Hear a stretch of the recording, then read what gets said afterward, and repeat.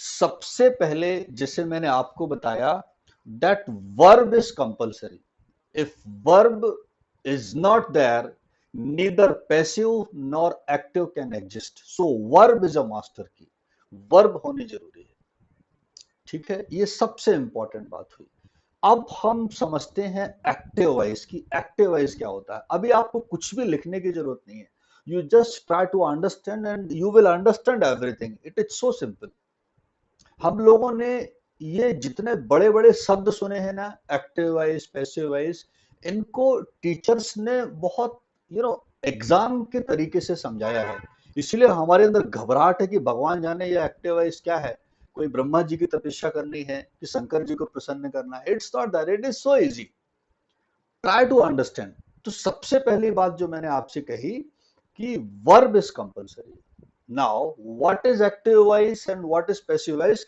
First let's talk about active voice.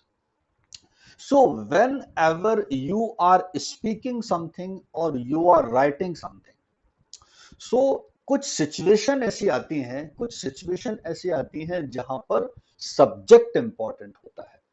Subject वो जो क्रिया करता है. एक बात बहुत समझ लेने की है कि if there is a verb, there must be a subject. अगर सब्जेक्ट होगा ही नहीं तो क्रिया करेगा कौन? अगर मान लीजिए मैं इंग्लिश बोल रहा हूं, तो अगर बोलने की क्रिया हो रही है तो बोलने वाला कोई ना कोई तो होगा.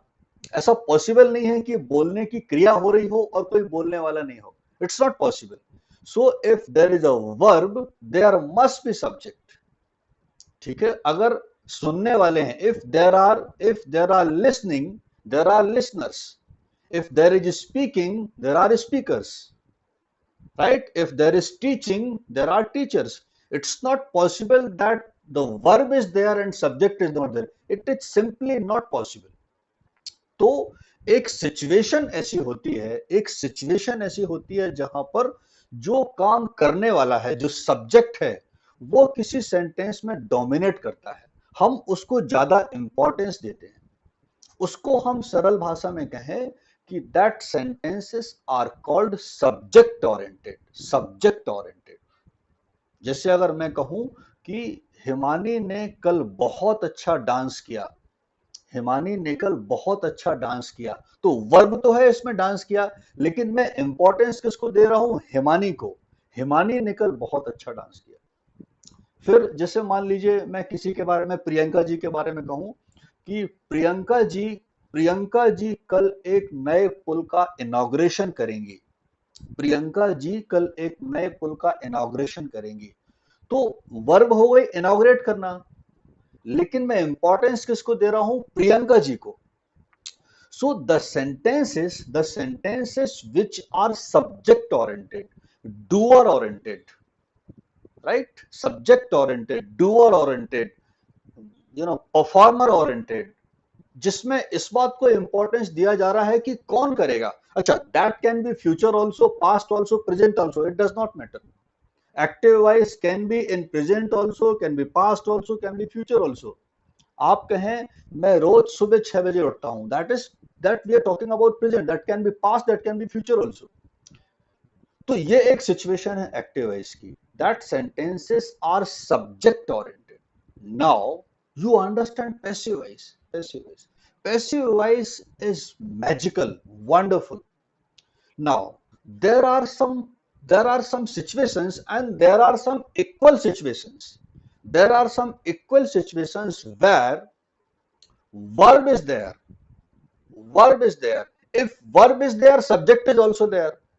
अगर कहीं पर वर्ब होगी तो सब्जेक्ट तो होगा ही, लेकिन वो सिचुएशन ऐसी है वो सिचुएशन ऐसी है कि आपको सब्जेक्ट को मेंशन करने की जरूरत नहीं है.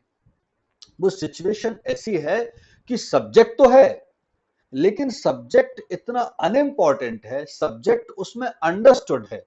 आप सब्जेक्ट नहीं भी बताओगे तो चलेगा. मैं कुछ एग्जांपल लेता हूं आपसे. मैं हिंदी में कुछ एग्जांपल पहले आपको बताता हूं. मान लीजिए मैं आपसे कहूं कि एमजी रोड, क्योंकि हर शहर में एमजी रोड होती है इसलिए मैंने एमजी रोड का एग्जांपल लिया, कि एमजी रोड पिछले 2 साल से बन रही है. एमजी रोड पिछले 2 साल से बन रही है. MG road is being built for 2 years. MG Road is being built for 2 years. इस सेंटेंस को ध्यान से देखें, इसमें वर्ब है built, बन रही है, लेकिन इस सेंटेंस में ये कहीं नहीं बताया जा रहा है कि कौन बना रहा है रोड। इस सेंटेंस में कोई सब्जेक्ट नहीं है। आप ध्यान दें, कहा जा रहा है एमजी रोड पिछले 2 सालों से बन रही है। अब अगर रोड बन रही है तो उसको कोई ना कोई तो बनाएगा। Am I clear? अगर रोड बन रही है तो उसको कोई ना कोई तो बनाएगा, और रोड कौन बनाएगा? रोड लेबर से बनाएंगे। ठीक है, क्या मुझे ये कहने की जरूरत है कि एमजी रोड पिछले 2 सालों से लेबर्स द्वारा बनाई जा रही है? अंडरस्टूड है, वो अंडरस्टूड है। तो the situation where verb is there, the situation where verb is there and object is also there, object is there, but subject is understood is called passive voice. So the sentences of passive voice are called object oriented. Active voice में important होता है कौन करता है, passive voice में important है क्या किया जाता है। एक्टिव वॉइस में इंपॉर्टेंट है हु, पैसिव वॉइस में इंपॉर्टेंट है व्हाट। एक और एग्जांपल लेते हैं, मान लीजिए मैं आपसे कहूं कि दिवाली नवंबर में मनाई जाती है। Diwali is celebrated on November. अब क्या मुझे कहने की जरूरत है कि दिवाली नवंबर में मनुष्यों द्वारा मनाई जाती है? अंडरस्टूड है कि मनुष्य मनाएंगे। No buffalo will come and draw the rangoli, obviously human being will do it. That is passive voice. So passive voice is a situation where verb is there but sentences are object oriented. Passive voice में ये important है कि क्या किया जा रहा है। Festivals मनाए जा रहे हैं, रोड्स बन रही हैं, मोबाइल चार्ज हो रहा है, गाड़ी रिपेयर हो रही है, कल मीटिंग होगी। ठीक है, ये सारे सेंटेंस पैसिव वॉइस के। एक्टिव वॉइस के कौन कर रहा है? हिमानी कर रही हैं, अनिल शर्मा कर रहे हैं, प्रियंका जी कुछ कह रही हैं।